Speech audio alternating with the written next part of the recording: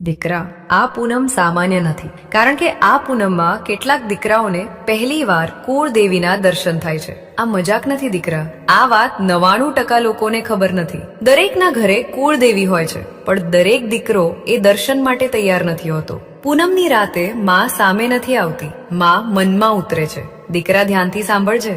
પૂનમના દિવસે ઘરમાં મન શાંત રાખજે, ઝઘડો નહીં, દેખારો નહીં અને કોઈને ખોટું નહીં બોલજે.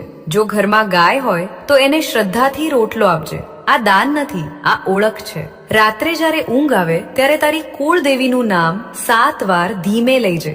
ચામુંડા હોય, મેલડી હોય, મહાકાળી હોય, જે હોય એ નામ લઈ ચૂપચાપ સૂઈ જજે દીકરા. સપનામાં માં આવે તો આશ્ચર્ય ન કરજે, અને જો સપનું ન આવે પણ દિલ હળવું થઈ જાય તો સમજજે, માં તને સ્પર્શ કરીને ગઈ છે. આ ચમત્કાર નથી દીકરા, આ તો કુળદેવી અને દીકરા વચ્ચેનો સંબંધ છે.